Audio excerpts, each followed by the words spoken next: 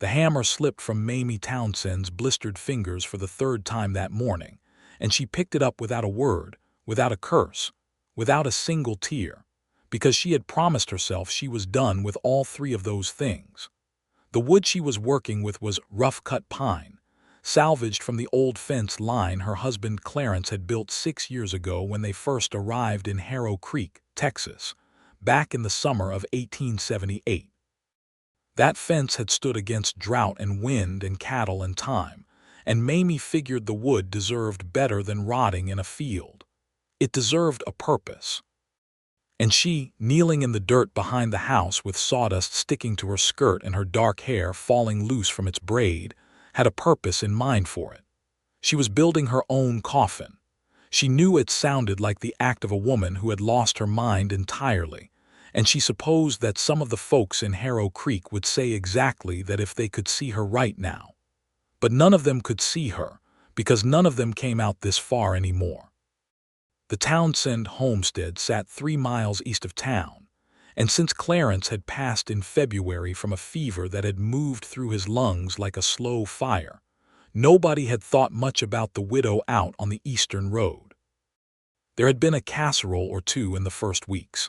There had been Ruth Hadley from the dry goods store coming out twice with sympathetic eyes and uncomfortable questions about whether Mamie planned to sell the land. There had been the banker, Mr. Aldous Crane, who had ridden out in March with papers she had not understood and a smile she had trusted even less. And then there had been nothing. The mortgage on the land was 3 months behind. The cattle she and Clarence had kept 12 head in better years were down to 4 now, and 2 of those were old enough that they moved through the pasture like they were apologizing for still being alive. Her savings, what little there had gone to the doctor who could not save Clarence, and to the preacher who buried him, and to the coffin maker in town who had charged her nearly $6 for a box that she had stood beside on a frozen February morning, and then watched disappear into the earth. $6. $6 she did not have now. And that was the thing about building your own coffin. She had decided 2 weeks ago when the idea had first come to her. It was not a dramatic gesture. It was not a surrender. It was practical. Mamie Townsend had always been practical. She was 32 years old, she was alone, and she had worked out on a sleepless night in April that if the bank took the land and she had nowhere to go, she was not going to be a burden to anyone. She would finish the coffin, she would set her affairs in whatever order she could manage, and she would simply be ready. That was all. She was not certain she was going to die anytime soon, but the frontier had taught her that certainty was a luxury only fools believed in. So she hammered. The morning was warm for mid-April. The sky above the Texas hill country, a deep and untroubled blue that seemed almost mocking given the circumstances. A mockingbird was carrying on from the old oak near the water trough, cycling through its borrowed songs like it had all the time in the world. The smell of cedar and pine sawdust was thick around Mamie's knees, and she had to admit, in the private chamber of her own thoughts, that the smell was not unpleasant. Clarence had smelled like sawdust on good days. He had been a man who liked working with his hands, and she had loved that about him, even if loving him had not been the thunderclap affair that the novels she had read as a girl in Virginia always promised. It had been quieter than that. Steadier. And she missed the steadiness of it the way you miss a wall that has fallen, not because the wall was beautiful, but because you only understand how much wind there was when it is gone. She was fitting a side panel against the bottom board, squinting to check the angle when she heard the sound. Hoofbeats. Unhurried ones. A single horse coming up the eastern road. Mamie did not stop working. Travelers passed through now and then. Cowboys moving cattle up toward Abilene sometimes cut through on this road. She kept her eyes on the joint she was trying to square, pinning the board with her knee and reaching for a nail. The hoofbeats slowed and stopped somewhere behind her. She heard leather creak, a saddle, someone had dismounted, then a voice, low and genuinely bewildered, carried across the yard. "What on earth do you think you are doing?" Mamie did not look up immediately. She drove the nail halfway in, set the hammer down, and then, in her own time, turned to see who had asked. He was tall. That was the first thing she registered. Tall and lean in the way that men who spent long months in the saddle tended to be, with a face that had been weathered by sun into something that was not handsome in the classical sense, but was striking in the way that weather-carved country is striking, all strong lines and honest angles. He was somewhere around 35, she guessed, give or take a year. He wore a brown canvas coat that had seen considerable use, a gray shirt beneath it, and boots that were worn at the heels. His hat was pushed back on his head, revealing dark hair that needed cutting and eyes the color of strong coffee, and those eyes were fixed on her with an expression that was a complicated mixture of concern, confusion, and something that might, in a different context, have been amusement. There was a horse behind him, a good-looking sorrel with a white blaze and travel dust along its flanks, and tied across the back of the saddle were the kinds of supplies a man carries when he has been on the road for a while: blanket roll, saddlebags, a rifle in its scabbard. Mamie looked at him steadily. "I believe that should be fairly evident," she said. "I am building a coffin." The man's expression shifted. The possible amusement went away, replaced by something more careful. He looked at the pine boards, at the half-assembled box taking shape in the yard, at the hammer in the dirt beside her knee, and then back at her face. "A coffin," he said. "That is correct. Your own coffin." She returned her attention to the board she had been working on. "Is there some other kind?" He was quiet for a moment. She could feel him standing there, that awareness of another person's presence that you lose, she had discovered, after months of living entirely alone. It pressed against her like warmth from a fire, and she found that she did not entirely dislike it, which surprised her. "Ma'am," he said finally, and his voice had shifted to something gentle now, cautious in the way of a man who has encountered something he cannot immediately categorize. "Are you all right?" "I am perfectly fine, thank you," Mamie said. She found another nail in the can beside her and placed it carefully. "Are you lost? The road to Harrow Creek continues west. You will reach town in about half an hour at a walk." "I am not lost," he said. He had not moved. "My name is Oliver Donnelly. I was heading toward Harrow Creek, yes, but I am not in particular hurry, and I find that I cannot in good conscience ride past a woman who is building her own coffin in her front yard without at least asking if she needs any help." Mamie looked up at him again. "It is not my front yard. It is my backyard. And I do not need help." "The sideboards are not square," Oliver Donnelly said, without any particular judgment in his voice, just observation. "You have got about a quarter-inch of gap on the right corner there. The whole thing will be lopsided." Mamie pressed her lips together and looked at the corner he had indicated. He was right. She hated that he was right. She had known something was slightly off and had been trying to correct it by feel for the past 20 minutes. "Mr. Donnelly," she said, "I appreciate the observation. Now if you would be on your way." "Where are you planning to put it when it is finished?" he asked, as if she had not spoken. "I have not decided yet. Under your bed, maybe. That is none of your concern." He was quiet again. She picked up the hammer. Then she heard his boots moving through the dirt, not away toward the road but closer, and she looked up sharply to find him crouching beside her, examining the corner joint with a practical, unhurried eye. "You need to shim this board out about a quarter-inch and renail it," he said. "Do you have a thin piece of scrap, Mr. Donnelly?" "Yes, ma'am." "You are on my property without an invitation." He looked at her then, directly, and there was nothing offensive in the look, no arrogance, no presumption. Just a steady, open attention that she found both irritating and, somewhere underneath that irritation, unexpectedly comforting. "You are right," he said. "I apologize. My name is Oliver Donnelly, as I said. I'm a carpenter by trade, among other things, and I am traveling through this country looking for work. I did not mean to intrude. But I will tell you honestly, ma'am, that a woman sitting alone in her yard building a coffin is not something I can ride past without stopping, and I think you probably know why." Mamie set the hammer down. She looked at him for a long moment, reading his face the way she had learned to read faces out here, where men's intentions could mean everything. She saw sincerity. She saw a kind of careful worry. She did not see anything that frightened her. "Mamie Townsend," she said at last, not warmly but not coldly either. "And before you ask the question you are working up to, Mr. Donnelly, I am not planning to use this coffin immediately. I am building it because I believe in being prepared, because I cannot afford to have someone else build it when the time comes, and because I have pine boards available and nothing more urgent to do with them." Oliver Donnelly absorbed this. "That is about the most practical explanation for coffin building I have ever heard," he said. "Have you heard many?"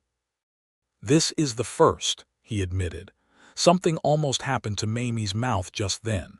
It did not quite become a smile, but it moved in that direction briefly before she brought it back under control.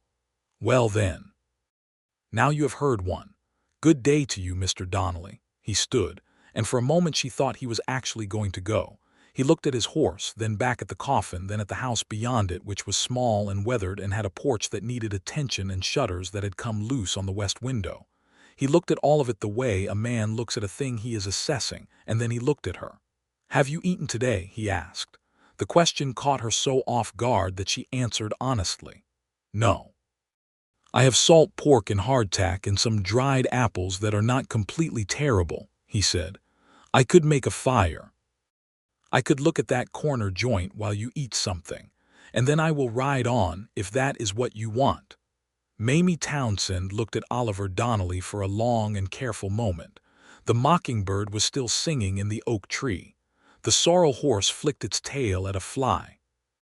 The morning sun was warm on her back, and she realized with something like embarrassment, genuinely hungry, having skipped dinner the previous evening and breakfast that morning because the thought of cooking for one had seemed like more effort than it was worth.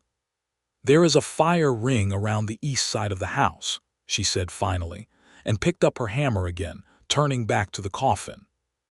"Do not touch those boards without asking me first." "Yes, ma'am," said Oliver Donnelly, and she heard the genuine relief in his voice and thought that it was a strange thing to feel relief over. She would think about that later. He was a good cook for a man with sparse materials. The salt pork he fried in a small iron pan he took from his saddlebag, crisping it until it smelled good enough to make Mamie's stomach complain audibly, which she ignored with dignity. The dried apples he softened in water from the trough and added a pinch of something from a paper envelope he carried in his coat pocket. Cinnamon, she realized when she tasted them. He had carried cinnamon. That detail lodged itself in her mind and stayed there.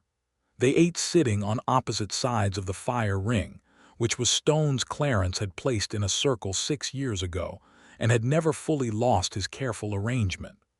Oliver ate efficiently and without fuss, and he did not talk to fill the silence the way some people did, which she appreciated. When he had finished eating, he asked if he could look at the corner joint again, and she said yes, and he spent a few minutes examining the boards and then asked where she kept her scraps of wood. She showed him the pile near the fence, and he selected a thin wedge of pine, brought it back, and showed her exactly where to place it to level the corner before renailing. He did not take the hammer from her. He showed her and stepped back and let her do it herself, which was exactly the right thing, though she did not tell him so. The corner came square.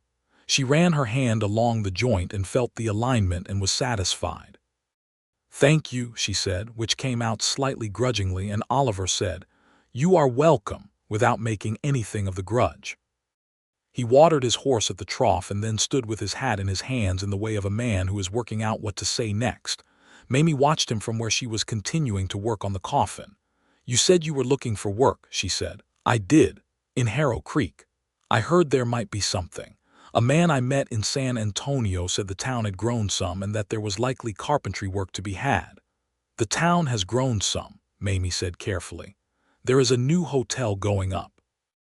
Or there was talk of one last autumn. That is encouraging." He turned his hat slowly in his hands. "Mrs. Townsend, is there anyone looking after you out here? I am looking after myself." "Yes, I can see that." He said it without condescension, without the particular tone of voice men used when they meant the opposite of the words. He said it plainly as a statement of fact. I only meant is their family, neighbors. No family nearby. My sister is in Tennessee. My husband's people are in Missouri and we were never close with them.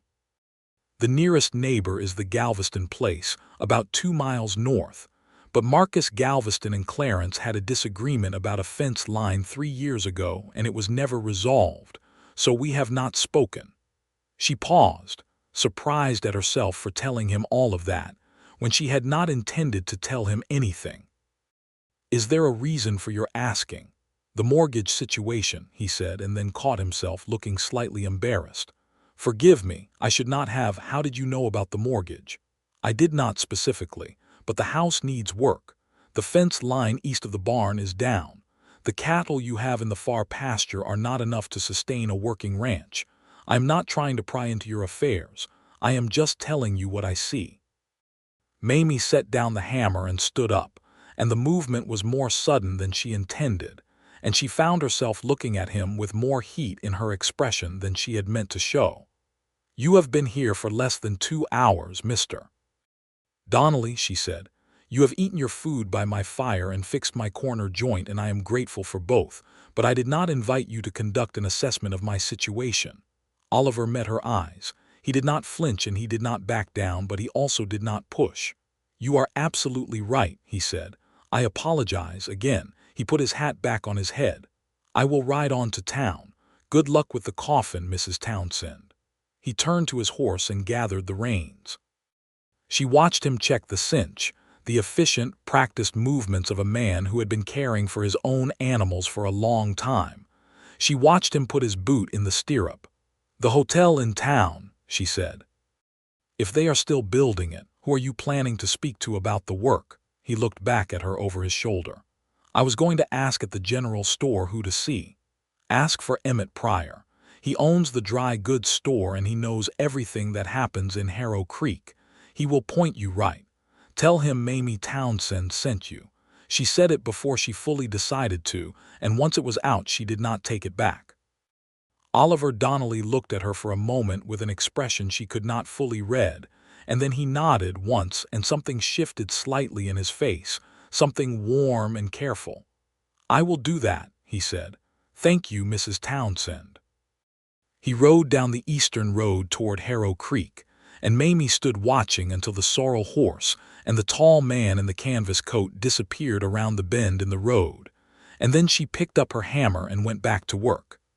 But she found, for the first time in a long while, that the silence of the yard did not press on her quite the same way it had before. Harrow Creek in April of 1884 was a town that had been trying to decide what it wanted to be for the better part of a decade, and had not quite made up its mind. It had a main street with a general store, a barber shop, a blacksmith, a small post office operating out of the back of the land agent's office, a saloon that was called the Golden Spur and was modestly well behaved by frontier standards, a church that was used for 3 different denominations on rotating Sundays, and a livery stable run by a taciturn man named Horace who charged fair rates and asked no questions.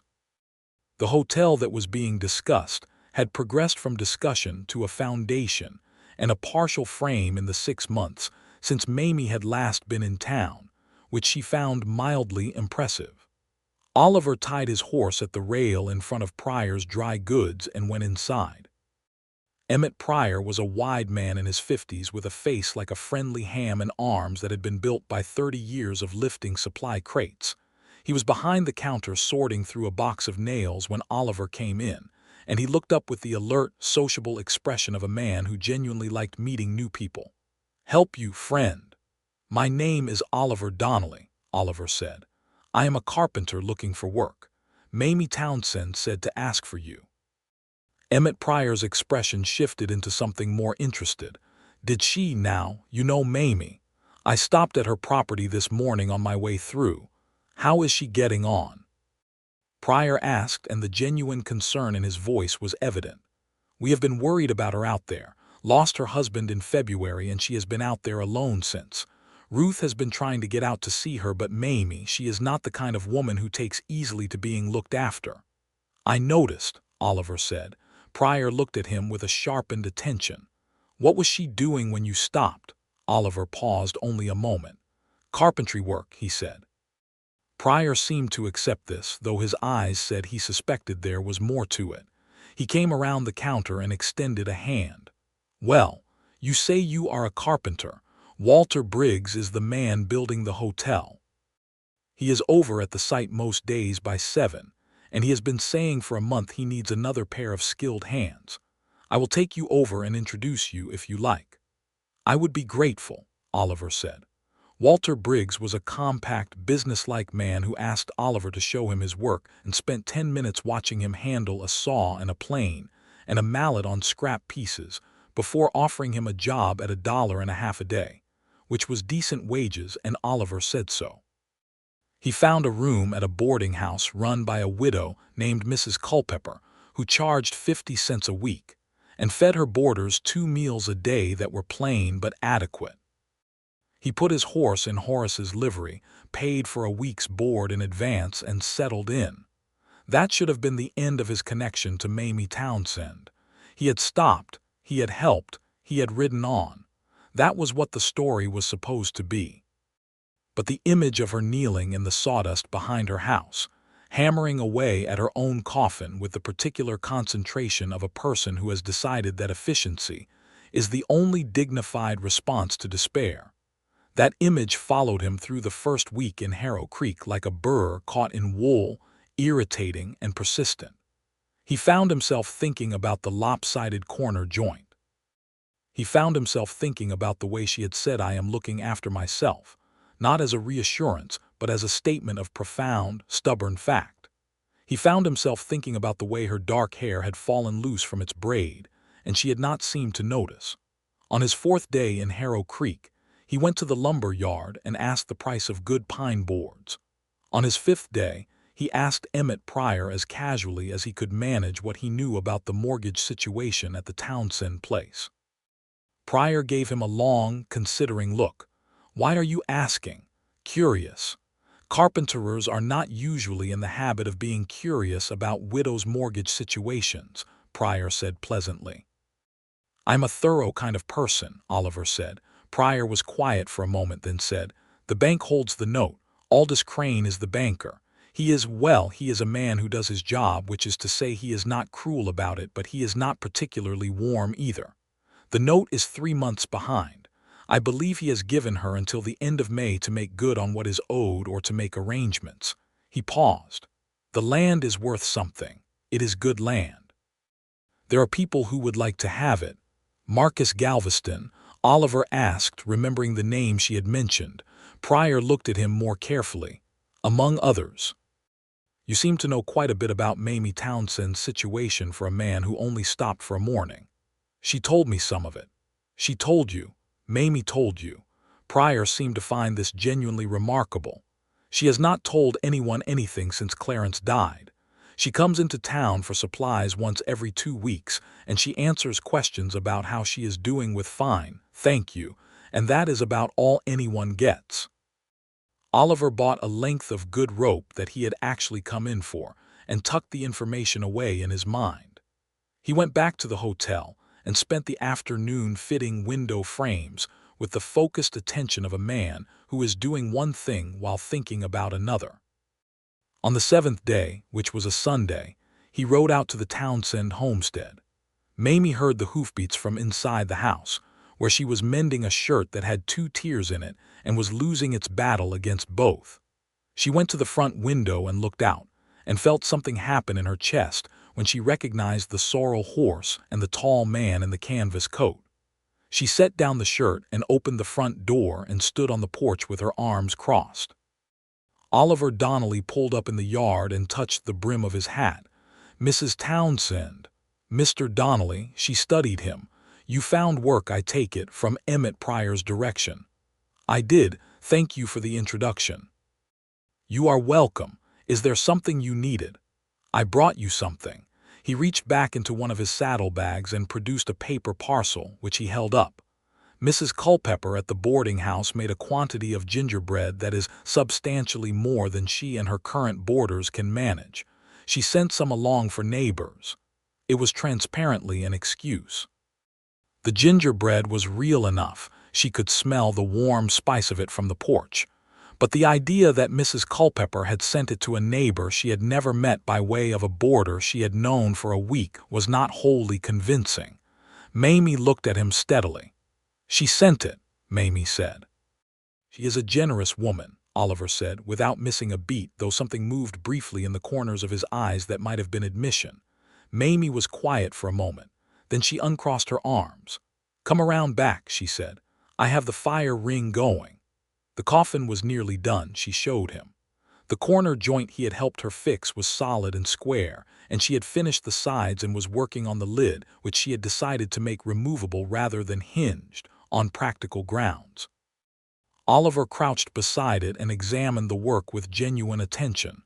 "You did good work," he said, and he meant it. "I measured everything twice," she said. "Clarence used to say measure twice and cut once. He sounds like a sensible man." He was. She said it without excessive grief, which was not because she did not feel it but because she had done her grieving in private in the nights and she was not going to perform it for a stranger. He was a good man, steady. We built this place together from nothing. He deserved better than to die of a fever at 41. "I am sorry," Oliver said, and he said it simply, without the awkward additional words people usually attach to condolences. "Thank you." She sat down on an overturned crate she used as a stool when working. "Are you from Texas originally?" "Ohio," he said. "I came west in '76 after the centennial. I had been doing furniture making in Columbus and I wanted to see something different." "Did you find it?" "More than I bargained for," he said, and there was a story in that which he did not volunteer and she did not press for. "I have been through Kansas, Colorado, New Mexico. I spent 2 years in Santa Fe working on a church, worked a stretch in El Paso, came east toward San Antonio about a year ago." He sat down on a section of log near the fire ring at a comfortable distance. "I am not particularly good at staying in one place." "What makes you stay in a place when you do?" He considered the question seriously. "Good work, good people. When I feel like I am actually building something that matters." He looked at the coffin, then at the house, then at her. "What made you stay out here after Clarence died?" "Yes." Mamie looked out at the pasture where the 4 old cattle were moving slowly through the spring grass. "I did not decide to stay exactly," she said. "I just did not decide to go. And then the decision got made for me by the simple fact of time passing. And now I am here and the bank owns most of it, and I have 4 cattle that are older than good sense and a coffin in the yard." She looked back at him. "I suppose when you say it all out loud it sounds rather grim." "It sounds like someone who has been carrying a heavy load alone," Oliver said. She looked at him sharply. But there was no pity in his face. Just that same careful, direct attention that she had noticed the first morning, the kind of attention that felt like being seen rather than being assessed. She found it both uncomfortable and, she had to admit to herself, something of a relief. She opened the paper parcel, and the gingerbread was good, dense and dark with molasses and ginger, the kind that kept well for days. She gave him a piece and took one herself, and they ate in silence that was not uncomfortable for a while. "Mr. Donnelly," she said after a time, "why did you really come back out here?" He chewed his gingerbread thoughtfully. "I was worried about you," he said. "You do not know me." "That is true, but I know what I saw when I rode up, and I know what I think it meant, whatever you say about practicality." He met her eyes. "A woman does not build her own coffin unless she has run out of reasons to believe that the future is going to bother with her. And I thought that was a shame, because you are clearly someone who has a great deal of life in her still." Mamie stared at him. She felt the words land somewhere she had been trying to keep sealed off, somewhere tender and undefended, and she had the alarming sensation that she might cry, which she absolutely refused to do in front of this man she barely knew. She held the sensation still by sheer force of will and then said, "You do not know the first thing about how much life I have in me." "No," he agreed, "but I would like to."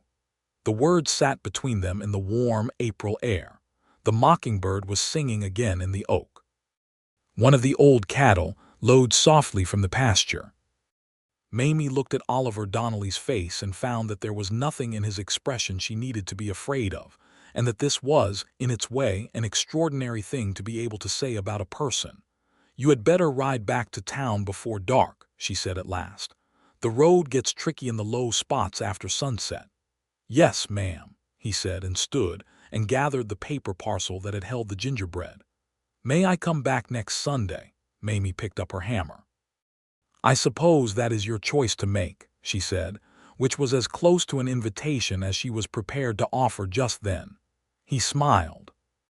It was the first time she had seen him smile fully, and it changed his face considerably, softening the angles and making him look younger and less contained. She looked away before she could examine it too carefully. He rode back to town, and Mamie Townsend worked on the lid of her coffin until the light failed and the stars came out over the Texas hill country. And somewhere in the middle of all that hammering she realized she had been thinking about gingerbread and Ohio and a man who had carried cinnamon in his coat pocket. And she made a conscious effort to think about something else, and found that she was not entirely successful. Oliver did come back the following Sunday, and the Sunday after that. And then, somewhere in the second week of May, he came on a Wednesday as well, with a sack of nails he said he had gotten a good price on and thought she might be able to use, which was entirely unnecessary since she had enough nails for the coffin and several additional projects, but she accepted them without comment. He was good company, she discovered, in the way that only certain people managed to be comfortable enough that silence was not awkward, interesting enough that silence was not preferable. He told her stories about his years in the West, about the church in Santa Fe, where he had spent 2 winters carving pew ends and learning Spanish from the men he worked with. About a miserable month he had spent in a mining camp in Colorado that had cured him of any interest in silver. About a cattle drive he had ridden on for 3 weeks out of pure curiosity, which had been exhausting and instructive, and had given him a profound respect for the men who did it as a vocation. In return, she told him things she had not expected to tell anyone. She told him about growing up in Alexandria, Virginia, which seemed like a different world entirely from this Texas yard. About coming west with Clarence in 1878, when they were both young enough to believe that the hardship would be temporary and the reward would be large.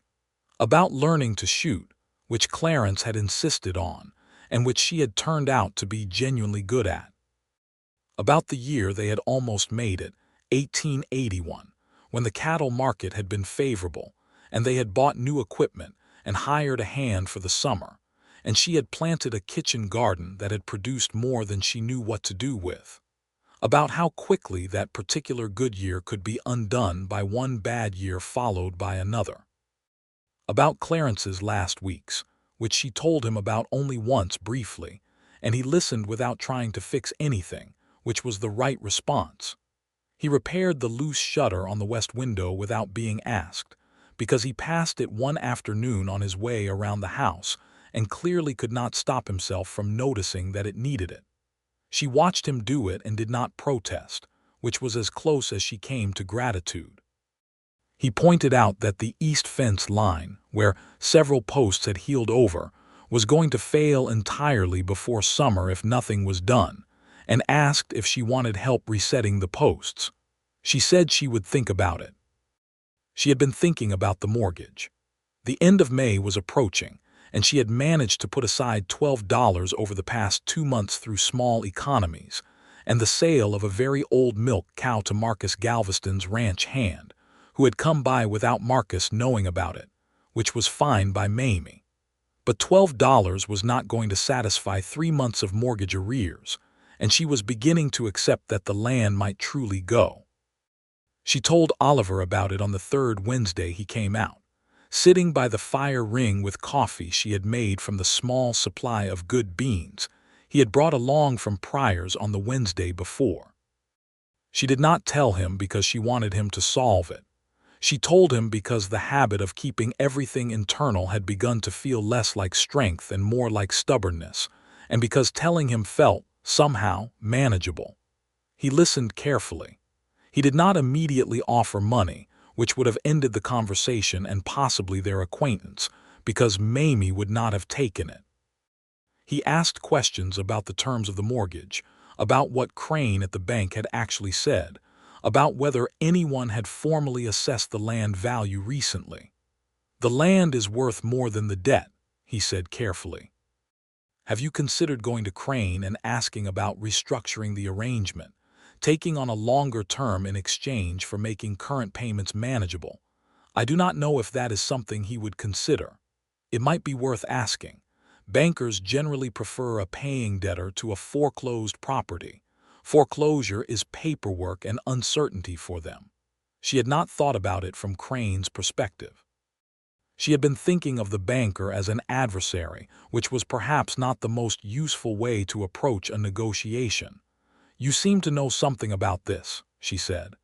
"I spent 6 months helping build a bank in Albuquerque," he said. "I had occasion to listen to the banker talk about his business." "Of course you did," she said, and the dry tone was something she did not try to suppress, and he laughed, properly laughed, and she found that she liked the sound of it considerably more than was strictly sensible. She went to see Aldous Crane the following week. She dressed carefully, not vanity but strategy, and she went in the morning when the bank was quiet and presented herself at Crane's desk with her account figures written out clearly in her best handwriting. She was direct and she was calm, and she presented her case methodically, which was the only way she knew how to do things. She asked about restructuring. Crane was a dry man, thin and precise, who wore his suits with the care of someone who took formality very seriously. He listened to her with an attentiveness she had not expected, looked at her figures, looked at the land records, and after a silence of considerable length said that he believed something could be arranged, provided she could make 3 months of current payments going forward. The current payments were manageable, just barely. She said she could do it. She walked out of the bank into the May sunshine with the mortgage restructured and an extension in her hand, and she stood on the wooden sidewalk outside the bank for a full minute just breathing, feeling something she had not felt in a long time, which was that the ground under her was not actively collapsing. She looked up at the blue Texas sky and said, very quietly, "All right then." She told Oliver that evening. He had come out to help her reset the east fence posts, which she had finally agreed to, and they were working in the long May light when she told him what had happened. He put down the post-hole digger and looked at her with an expression that made something warm move through her, something she had to step carefully around. "That is excellent news," he said. "It is a start," she said. "I still have 4 old cattle and an uncertain income and a coffin in the yard. We could put the coffin under the porch," he said. "Out of the weather." She gave him a look. "I think you are the only person in the world who could make a suggestion about coffin storage sound entirely reasonable." "I have a particular talent," he agreed. They finished the fence posts as the light failed and she made supper, which was the first time she had cooked for someone other than herself in months, and the simple act of setting 2 places at the table felt both strange and right. She made salt pork and beans and cornbread, which was not elaborate but was hot and good, and they sat at her kitchen table in the lamplight, and Oliver told her about a family he had met in New Mexico, a couple who had been building their homestead for 20 years and had arrived with nothing and created something genuinely fine, and she listened and thought about what it meant to build something that lasted. "Do you ever think about settling somewhere?"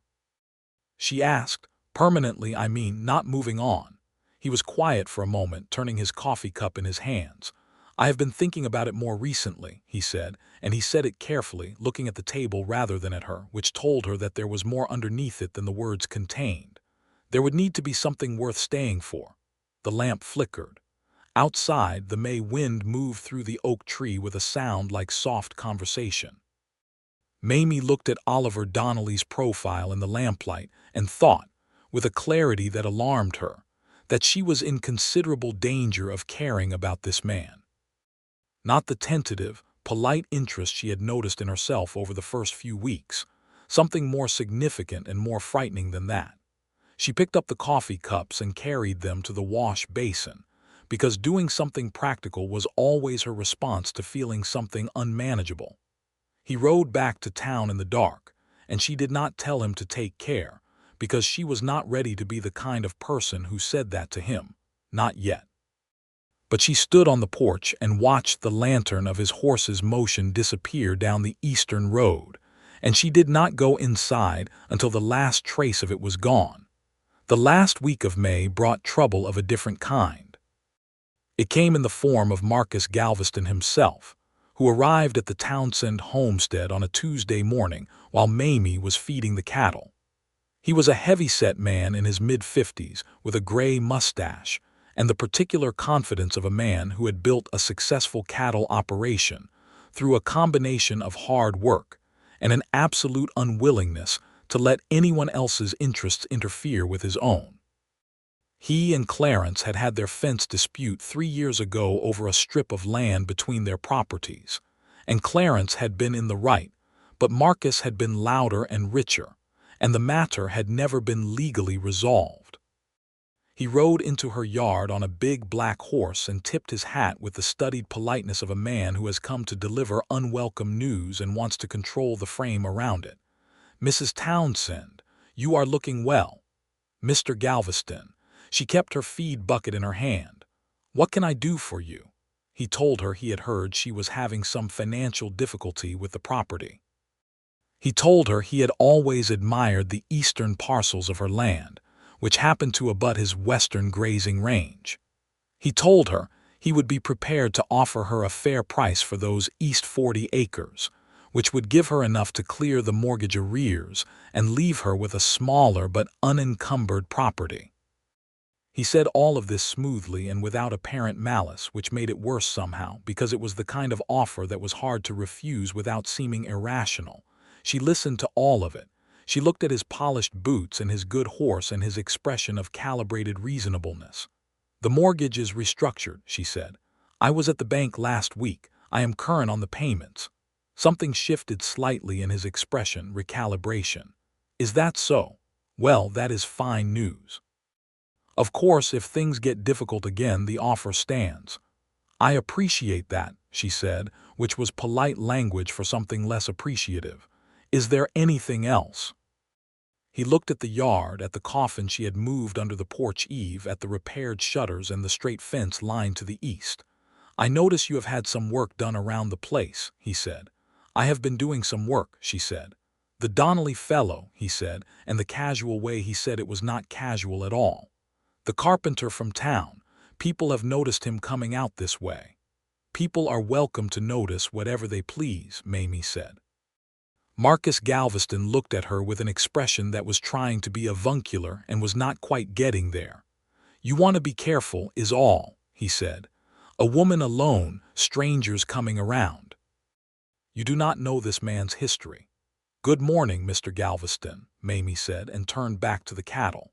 He rode away, and she stood feeding the cattle and found that her hands were shaking, not with fear but with anger, the particular cold anger that comes from being condescended to by someone who is using the language of concern to advance their own interests. She did not like being managed. She had never liked it. Clarence had known better than to try. That evening when Oliver came out, he came most evenings now, which had happened gradually enough that neither of them had made a formal declaration about it. It had simply become the shape of the days. She told him about Galveston's visit.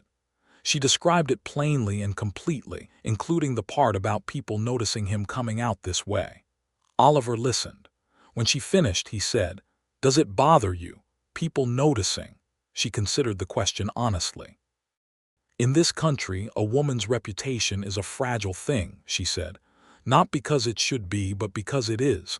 I am not naive about that." "No," he said. "You are not naive about anything as far as I can tell." He was quiet for a moment. "Does it bother you specifically? Not what other people think, what you think?" "No," she said, and then, because honesty deserved honesty, "it would bother me more if you stopped coming." She said it to the fire ring rather than to his face, and there was a silence that stretched and was not uncomfortable but was full of something, the way the air before a thunderstorm is full of something that has not yet declared itself. "Mamie," he said, and it was the first time he had used her given name, and she felt it like a hand placed carefully against a closed door. "I would like to ask you something, and I want you to know that your answer, whatever it is, will be the right one and I will respect it." She looked at him. "Ask. I would like to court you properly," he said, "if that is something you would permit. I'm not asking you to decide anything or commit to anything.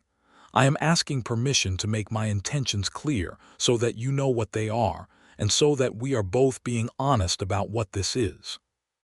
Mamie Townsend looked at Oliver Donnelly across the fire ring in the long summer evening and thought about the coffin she had been building when he rode up, and about the fact that she had stopped working on the coffin lid 2 weeks ago, not because she had finished it, but because she had started to feel, incrementally and against her better judgment, that the future might be going to bother with her after all. "I think," she said carefully, "that would be acceptable." He smiled, and this time she let herself look at it properly. It was a good smile, she thought.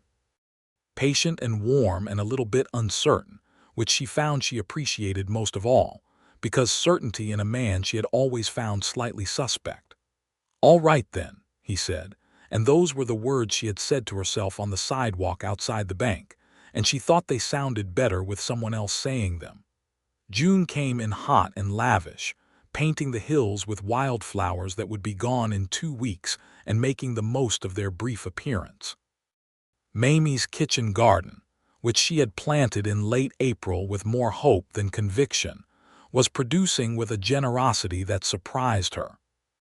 She had tomatoes coming and squash and green beans, and enough marigolds along the border to keep the beetles at bay, just as her mother had taught her to do 40 years ago in Virginia. Oliver had moved from the boarding house into a small room above the livery stable that Horace offered him at a reduced rate in exchange for some carpentry work on the stable structure itself, which Oliver said was a fair trade. He was spending his days working on the hotel, which was progressing well, and which Walter Briggs said might be ready to receive guests by September. He was becoming, she observed, a fixture in Harrow Creek, the kind of person that towns absorb without noticing, until suddenly he is simply part of the fabric of the place. People talked, because people in small frontier towns always talked, and they talked about Mamie Townsend and the carpenter with a range of opinions that she was mostly indifferent to. Ruth Hadley at the dry goods store told her, with the particular satisfaction of someone conveying information they believe is going to matter, that there were those who thought it was too soon, Clarence barely cold in the ground. Mamie thanked Ruth for the information and bought her flour and her salt and her baking soda and left. She was 32 years old. She had buried her husband in February and nearly buried herself in April. She was not going to organize her heart according to the calendar preferences of people who had not come to see her in 3 months. On the first Sunday in June, Oliver arrived at the homestead with 2 things: a jar of honey from a man in town who kept bees, and a book of poetry he had been carrying in his saddlebag for 2 years, which he had bought in a bookshop in Santa Fe on a whim, and had read and reread on long evenings in camp. It was a collection including Tennyson and Longfellow and some poets she did not know, and he offered it to her with a slight awkwardness that she found touching, as if he was not entirely sure the gift was appropriate. She took the book and held it and said, "I have not had anything new to read in nearly a year." "I should have thought of that sooner," he said. She read in the evenings after he left, sitting in the lamplight with the book open across her knee, and she found that the words did something in her that she had not expected, dislodged something that had been packed tightly for a long time. She wrote him a note about one of the Tennyson poems, a careful, analytical note because she could not yet write him a feeling and expect it to come out right, and he wrote back in return, a response that was more literary than she had expected from a carpenter, which made her realize she had been making assumptions about him that were not entirely fair. She asked about his education.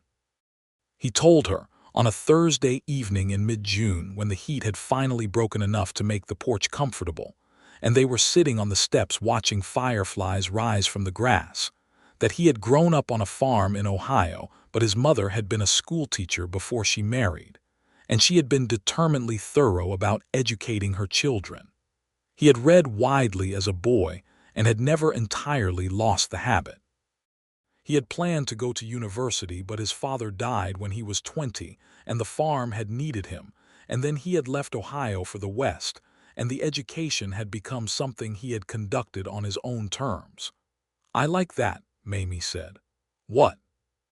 "That you kept learning after there was no one requiring you to." She looked out at the fireflies. "Clarence was a good man, but he was not a reader. Books made him restless.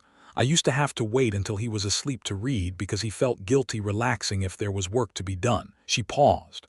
"I love him for that even still, but it was lonely sometimes." Oliver was quiet, listening.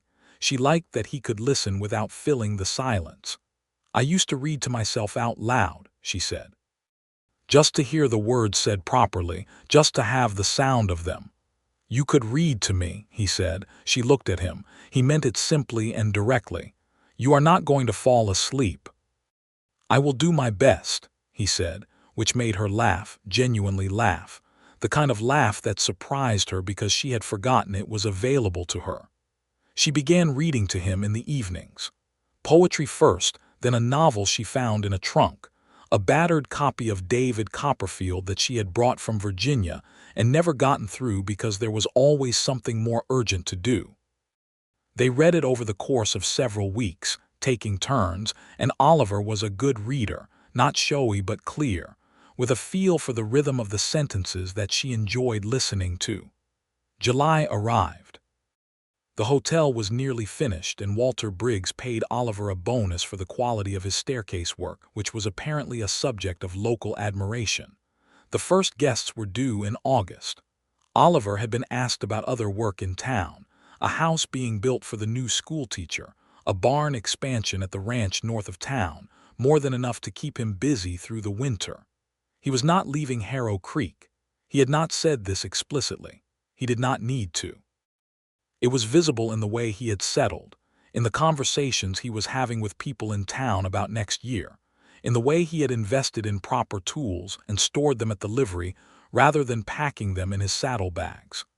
Mamie saw it and said nothing, but she felt it in the place where the cold knot of alone had been sitting in her chest since February, felt it loosening, millimeter by millimeter, like ice at the edge of a warming spring.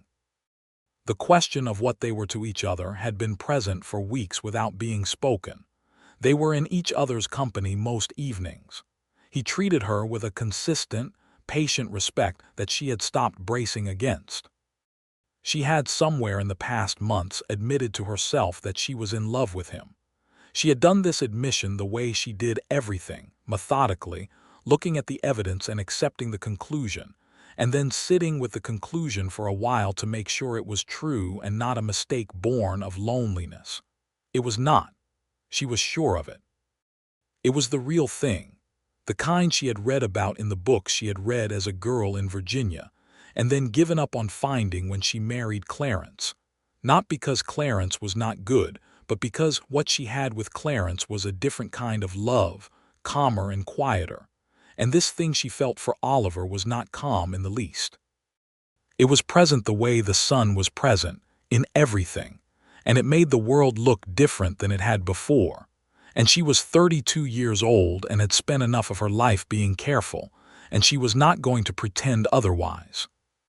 She was thinking about this on an evening in late July when Oliver arrived and found her on the porch reading, and she looked up at him coming across the yard and felt it plainly, felt it in the way that was impossible to argue with, and said nothing.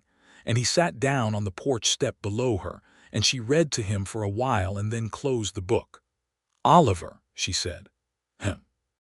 He was looking out at the pasture where she had recently sold 2 of the old cattle and replaced them with 2 younger ones through a trade she had arranged through Emmett Pryor, a small but significant improvement in the homestead's prospects. "Why did you really stop that morning?" she asked. "The first morning. You could have ridden on. Most people would have." He thought about this honestly. "I could not have ridden on," he said, "not and been myself afterward." He glanced up at her. "I do not know how to explain it properly. I saw you there and I saw what you were doing, and I could not leave without knowing you were going to be all right. And now," she said, "do you know that?" He turned to look at her fully. "I think you were always going to be all right," he said. "You are one of the most capable people I have ever met, but I am very glad I stopped." She set the book down on the porch beside her. "Oliver Donnelly," she said, "I am not a woman who says things she does not mean, and I am not going to start now. I love you. I have been working out how to say that for about 6 weeks, and I cannot seem to make it more elegant than just saying it plainly." Oliver looked at her.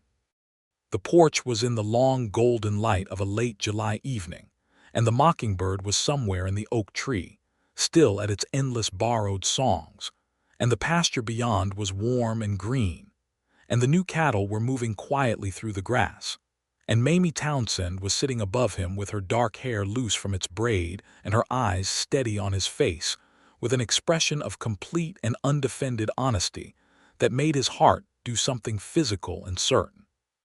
He stood up so they were on the same level and looked at her face and said, "I have been in love with you since you told me the sideboards were none of my concern," and then turned back to the coffin and kept hammering.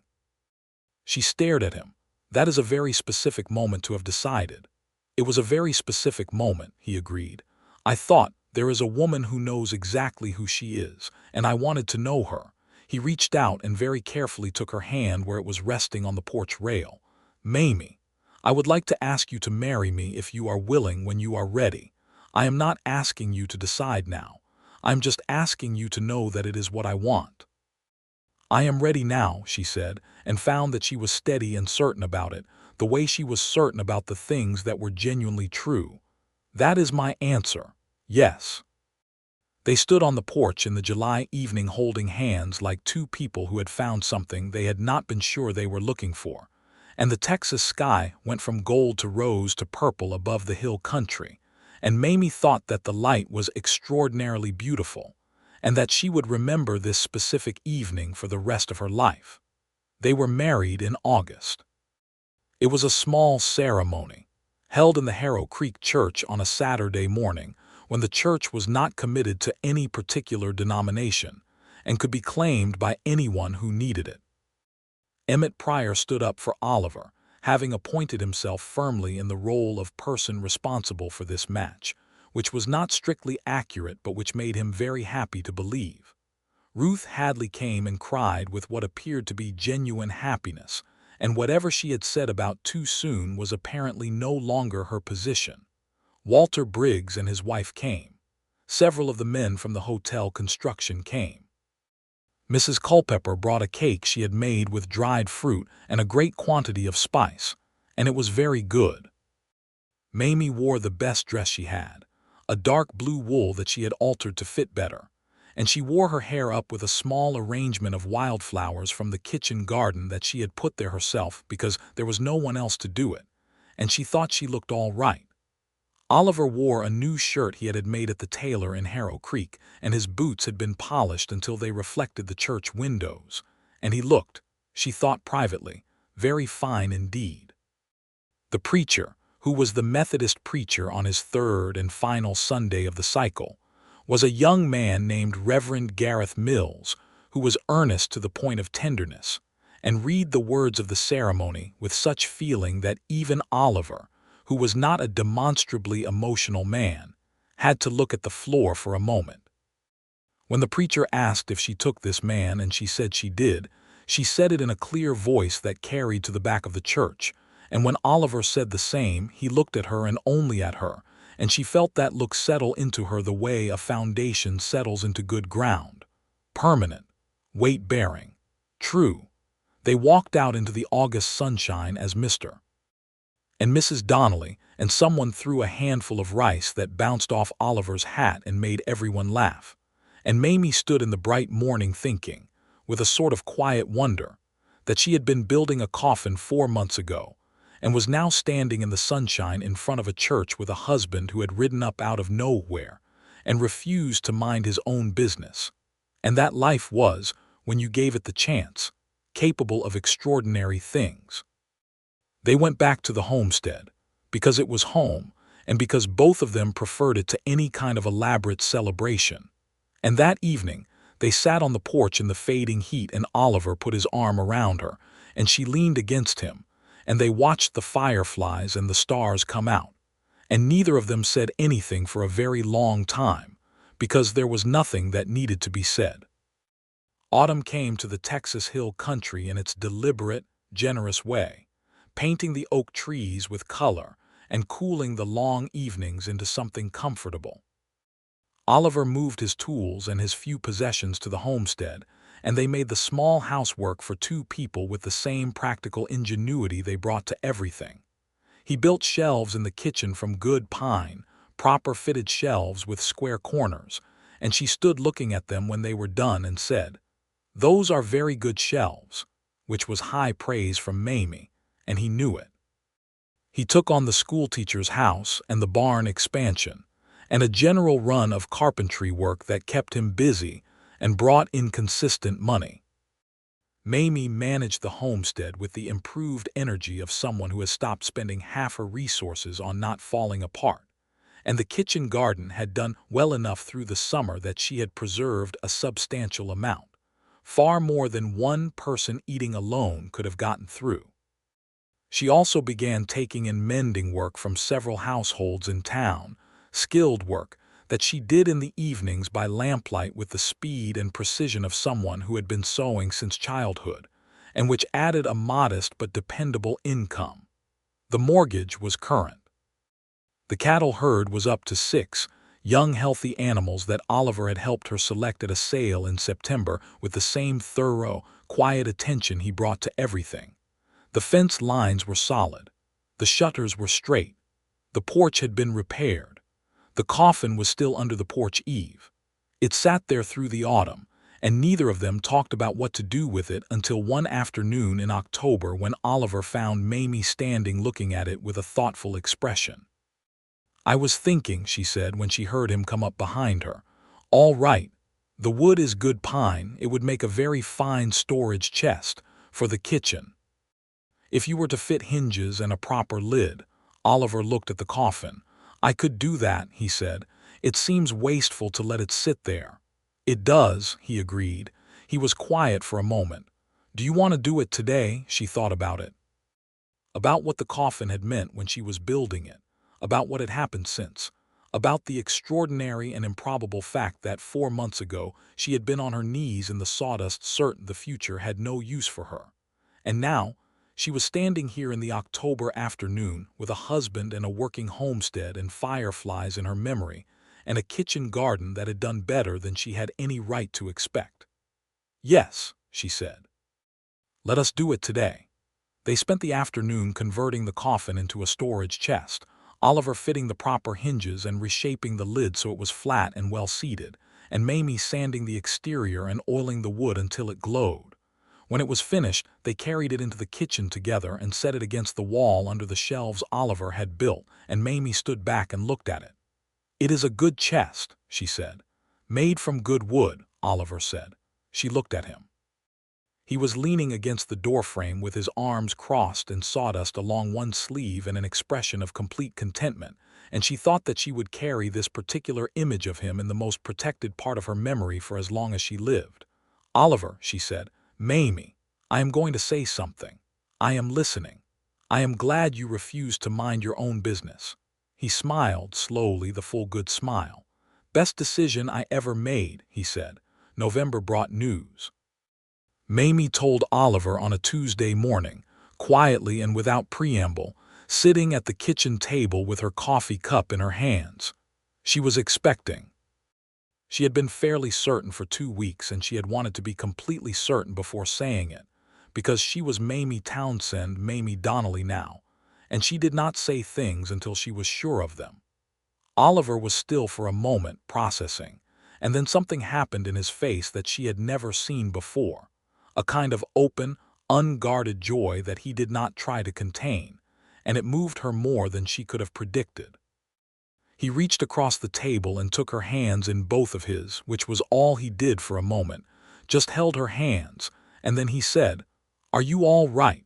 She appreciated, in the marrow of her bones, that was the first thing he asked. "I am very well," she said. "A little tired in the mornings. It will pass. You will tell me if you need anything." "You know I will not," she said. "You know I will manage it myself and not tell you until I have managed it." He laughed. "I know," he said. "I am asking anyway." "I know you are," she said, and pressed his hands briefly. "That is why I told you as soon as I was sure." She was healthy through the winter, tired in the early months but functional, and she managed the homestead and the mending work and the cooking with the same contained efficiency she brought to everything, though Oliver took on more of the heavier outdoor work without being asked to, which she accepted without protest. They settled into a domesticity that was warm and genuine and occasionally argumentative, because they were both people with strong opinions and they did not always agree, and the disagreements were honest and resolved without drama, which was its own kind of intimacy. Emmett Pryor was delighted about the coming baby. Ruth Hadley knitted a blanket in yellow wool that arrived at the homestead in February, with a note that made Mamie, reading it alone in the kitchen, produce one of the very few tears she had allowed herself in recent months. Mrs. Culpepper sent a recipe for a broth that she claimed had sustained her through 3 pregnancies, and which, Mamie found, was genuinely good. The winter was mild by Texas standards, which meant it was occasionally very cold but not relentlessly so, and the cattle wintered well, and the kitchen gardens preserved stores held comfortably. Oliver worked through the cold months on indoor projects, furniture pieces for homes in Harrow Creek, and in the evenings they read together and talked and played cards, a habit they had picked up in November that suited them both, and Mamie won with a statistical consistency that Oliver found both admirable and mildly vexing. March came, and then April, 1 year from the April that had found Mamie alone in the yard with her hammer and her pine boards, and her quiet, practical decision that the future probably had no further use for her. She thought about that, on an April morning when the wildflowers were coming up on the hill country, and the kitchen garden was being planted again, and Oliver was out mending fence line, and the house was warm and smelled of coffee and good wood, and she thought about who she had been a year ago and who she was now, and she did not try to make the change smaller than it was. It was large. It was the largest thing that had ever happened to her, larger than leaving Virginia, larger than coming to Texas, larger than Clarence's death, though that had been enormous in its own devastating way. What had happened in the past year was that she had come back from the edge of being finished and found that there was more, that there was Oliver, and the homestead restored, and the chest in the kitchen that had once been a coffin, and a baby coming, and evenings on the porch, and the mockingbird in the oak tree who was apparently eternal and showed no signs of stopping. She was very glad she had not finished the coffin lid. In May, when the bluebonnets were at their absolute, unreasonable best, and the hill country was so beautiful it seemed almost like a declaration of something, Mamie gave birth to a son. The labor was long, and the doctor from Harrow Creek came out, a young physician named Dr. Marcus Webb, who had arrived in town in the fall and who was competent and calm and kind. Oliver stayed outside the bedroom door through most of it, and she could hear him pacing, which she found both touching and slightly irritating, because the pacing was not helpful, though she understood the impulse. The boy was born in the early morning, just as the sun was coming up over the hill country, and the first sounds he made were loud and indignant and extremely healthy. "Doctor." Webb handed him to Mamie, and she looked at him, this new impossible person, red-faced and furious and perfect, and felt something break open in her that had been closed for a very long time, something she had not known was still locked. Oliver was brought in. He stood at the foot of the bed looking at the two of them with an expression that she recognized as the same open, unguarded joy she had seen in November at the kitchen table, but larger now, much larger, the kind of feeling that a person cannot contain and does not try to. "He is all right," Oliver asked the doctor. "He is excellent," Webb said. 10 fingers, 10 toes, and a voice that is going to be trouble. Oliver came to the bedside, and Mamie held the baby up slightly so he could see him properly, and Oliver looked at his son for the first time with the careful, reverent attention he brought to things that mattered most, and then looked at Mamie. "Are you all right?" he asked, and his voice was careful and a little rough. "I am very well," she said. "Tired, but very well." He sat on the edge of the bed, and she put the baby in his arms, and he held his son with the awkward, earnest care of a man who has never held a newborn and is terrified of doing it wrong. And the baby looked up at his father with the ancient, unfocused gravity of a person who has just arrived from somewhere else and is assessing the situation. And Oliver made some kind of sound that was not quite words, and Mamie, watching them, felt the completeness of the moment settle over her like the best kind of weight, the kind that holds you to the ground rather than pressing you into it. They named him Clarence Oliver Donnelly, Clarence for the man who had loved Mamie steadily and built the homestead from nothing and deserved to be remembered in something living, and Oliver for the man who had ridden up a road at exactly the right moment and refused to be sensible about it. Oliver had suggested the naming himself, which told her everything she had not needed told about the size of his heart. The boy was called Claire by everyone in town within about 3 weeks, because Clarence was a lot of name for a very small person, and Claire stuck and suited him, and he grew into it. The summer of 1885 was good. The cattle herd was healthy, and the calf crop was promising, and the homestead was running the way Mamie had always believed it could run, with proper attention and sufficient resources, and 2 people who knew what they were doing. Oliver's carpentry work was established enough in Harrow Creek that he was turning down projects, a position he had not been in before, and which he found satisfying in a way he found difficult to articulate but did not need to, because Mamie understood it without articulation. Marcus Galveston came by the homestead in late June, ostensibly to discuss a fence line question that had apparently been on his mind since before Clarence died. Oliver was there, which Galveston had clearly not expected, and the conversation that followed was brief and civil, and concluded with the fence line question being definitively settled in Mamie's favor, by reference to the original survey documentation that she had found in Clarence's papers and preserved. Galveston accepted the outcome with reasonable grace, which she thought was probably the most she could ask for, and rode away, and Oliver watched him go with the expression of a man who is being very patient. "He was hoping I would still be easier to manage," Mamie said. "He miscalculated considerably," Oliver said. "He did," she agreed. Summer gave way to autumn, which brought a second Donnelly family event. Mamie's sister Sarah came from Tennessee, having been invited multiple times and finally accepted in September. Sarah was 3 years younger than Mamie and very different in temperament, warm where Mamie was contained, immediately comfortable where Mamie needed time, and she and Oliver got along from the first 5 minutes in a way that made Mamie's heart do something it did not usually do when she was thinking about logistics, which was the context in which she usually processed life. Sarah held baby Claire and was immediately besotted, and said he was the most beautiful baby she had ever seen, which was a statement Mamie suspected was more affection than objective assessment, but which she did not dispute. Sarah met Oliver properly and studied him with the frank, direct scrutiny of a younger sister who takes her responsibilities seriously, and then said to Mamie privately that evening, "He is wonderful. Where did you find him?"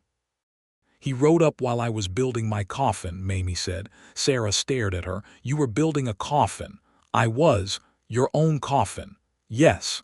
And this is the story of how you met your husband." "Yes."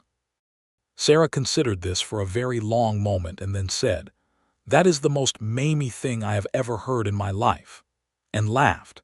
And Mamie found that she was laughing too, genuinely and without restraint, the way she laughed when something was so entirely true that there was nothing to do with it except accept it completely. Oliver appeared in the doorway to ask what was funny, and they told him, and he said that he had always thought it was a remarkable story, and he intended to tell it to Claire when he was old enough. And Claire, from his place in Sarah's arms, appeared to endorse this plan by making a noise of emphatic agreement. And the October evening was warm and lamplit, and the chest in the kitchen caught the light and glowed like good oiled pine always glows, steady and warm and made to last. Sarah stayed 2 weeks and then went back to Tennessee with promises to return in the spring, which she kept. The year turned. Claire was crawling by February and making emphatic if incomprehensible speeches by March, and taking his first staggering steps by the following May, which Mamie recorded in her journal with precise dates, and Oliver watched with the delighted, slightly incredulous expression of a man who still could not fully believe his luck. The homestead was prospering. The cattle were up to 8 head, good young animals, and the calf crop from spring had been strong. Oliver had taken on a partner in the carpentry work, a young man named Thomas Cole, who had come to Harrow Creek from Georgia at 17, and who showed genuine aptitude and a willingness to learn that Oliver found gratifying. He was training Thomas the way his mother had taught him, thoroughly and without shortcuts, and Thomas was going to be good at it. Life in Harrow Creek went on the way life in small frontier towns goes on, with its small dramas and its seasonal rhythms and its moments of genuine difficulty and its moments of profound, ordinary beauty. The Golden Spur Saloon changed hands and was slightly better under the new management. The school that had been promised for 2 years was finally built, and Oliver built the desks and bookshelves, and the schoolteacher who arrived was a serious young woman from Kansas named Miss Eleanor Grant, who was not going to stand for any nonsense from anyone, and was immediately respected by most of the town and feared by the children, which was about right. Harrow Creek was becoming a real town, not just a collection of services along a road, but a community with history building up underneath it. Mamie felt it. She had not expected to feel it, because she had spent so long just trying to stay, just trying to survive, that she had not had the surplus energy to feel attached to a place. But she felt it now. This was her home. The homestead, the yard with the oak tree and the mockingbird, the kitchen garden, the pasture with the healthy young cattle, the kitchen with its shelves and its chest against the wall, the porch where she and Oliver sat in the evenings, the room where Claire slept, the room where she and Oliver slept, the small sounds of a house that was alive rather than echoing. One Sunday in the autumn of 1886, when Claire was 16 months old and investigating the world with the thorough, reckless attention of a person who has no concept of danger, Oliver and Mamie were sitting on the porch in the afternoon light. Claire had worn himself out and was asleep inside, producing the particular volume of tiny snores that Mamie found absurdly endearing. The hill country was its autumn self, golden and enormous under a sky that had gone the deep blue of a perfect October day. Oliver was looking at the yard, at the water trough and the old oak and the fence line he had reset 2 years ago and which still stood straight and solid. "I was thinking," he said, "about 2 years ago April. The road I was on when I stopped." She looked at him. "What about it?" "I had been coming from San Marcos," he said. "I had a job fall through there, something I had been counting on. I was tired and irritated, and I was not even sure I was going to stop in Harrow Creek. I was thinking about going north instead, up toward Waco." "But you stopped." "I stopped," he agreed. "I heard something hammering, and it was the wrong time of day for a blacksmith and the wrong sound for a blacksmith, and I went to see what it was." He was quiet for a moment.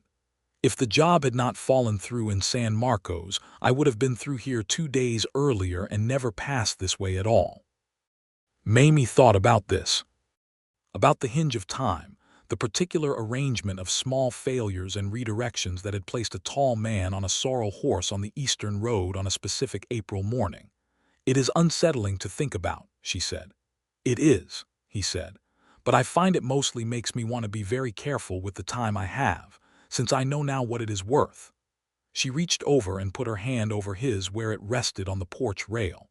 He turned his hand and held hers. They stayed like that for a while, watching the light move through the oak tree, listening to the mockingbird go through its repertoire.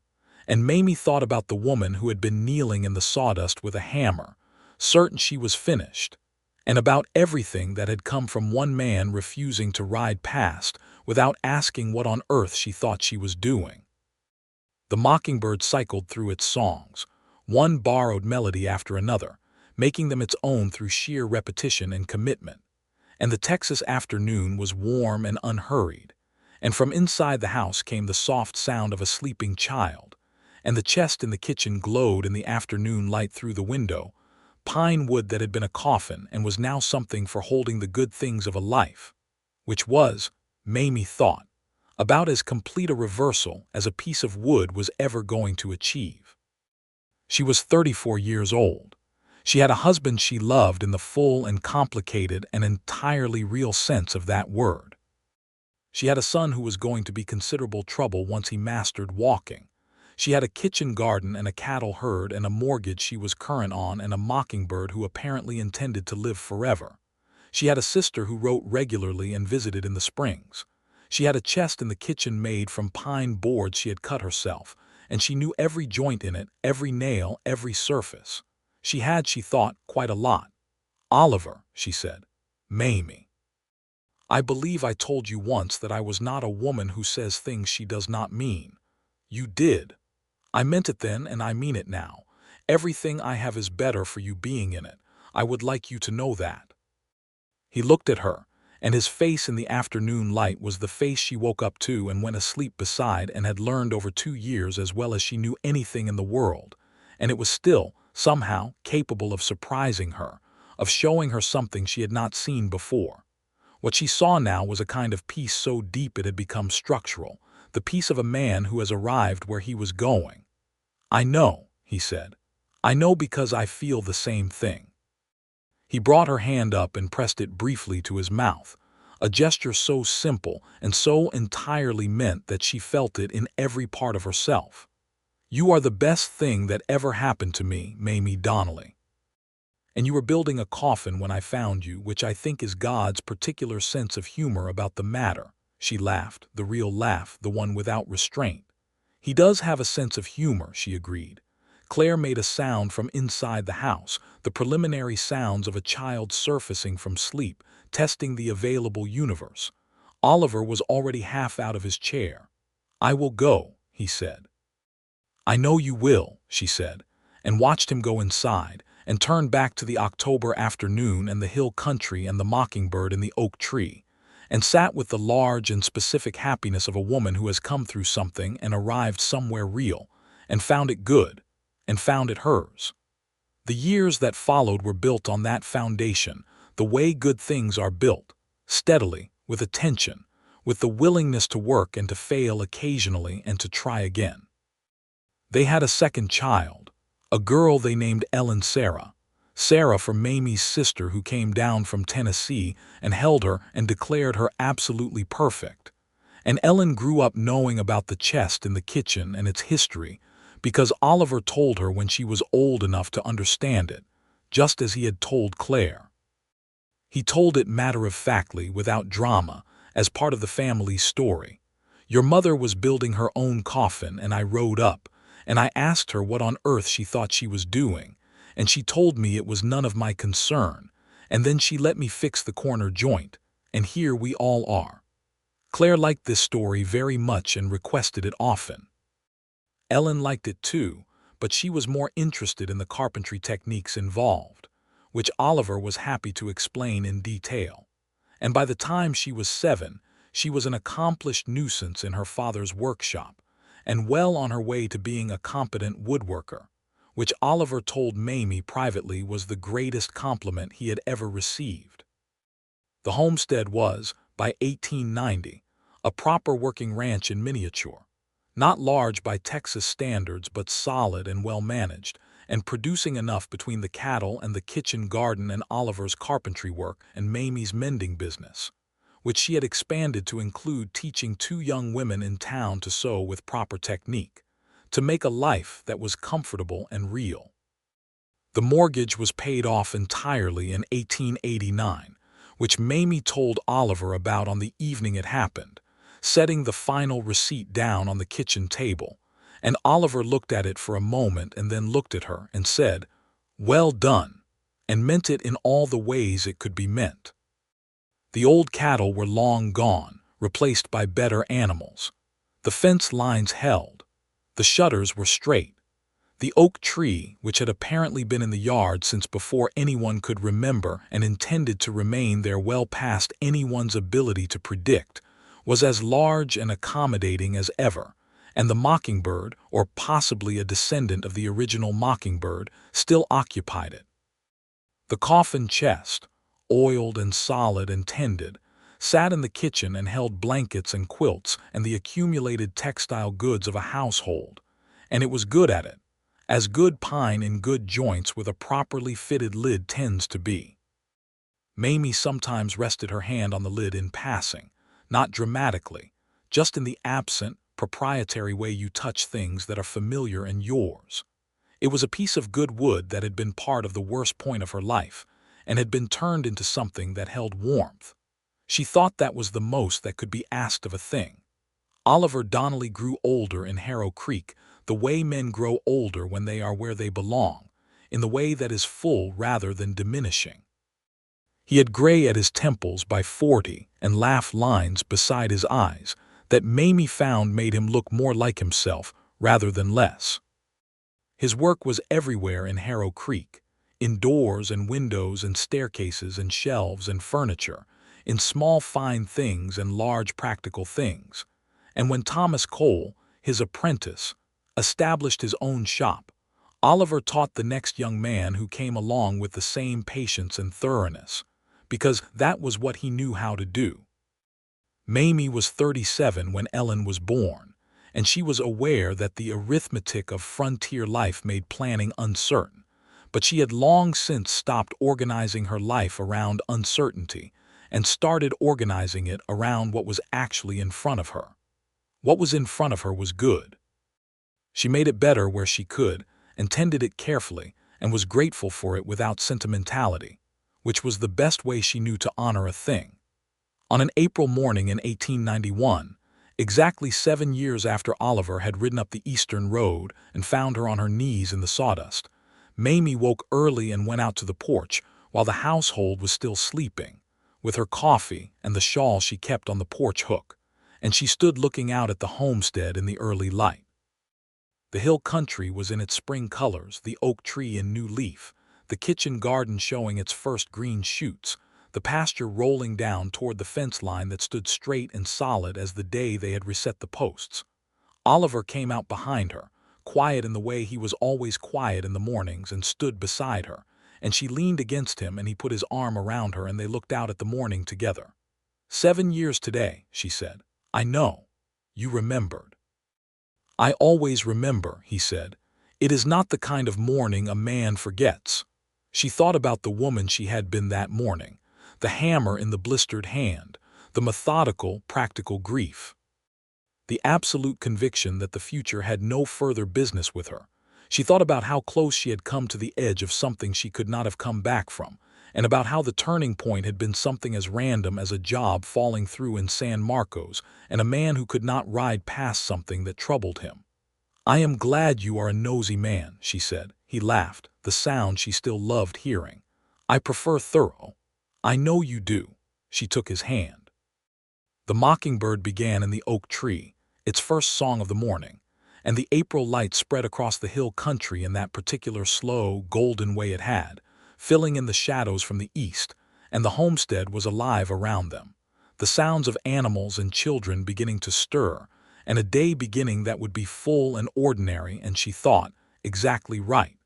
She had been building her own coffin when he rode up.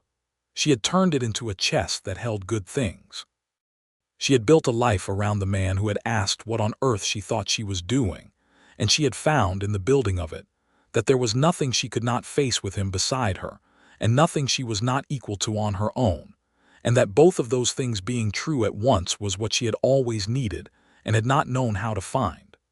The children would be up soon. There would be breakfast to make and cattle to check and work to do, and all the fine, necessary texture of a day that was worth having. Oliver would go to his workshop, and she would tend her garden, and Claire would be underfoot, and Ellen would be attempting to be in the workshop when she had been told to stay out of it, and the morning would fill up with exactly the kind of life that she had once believed was no longer available to her.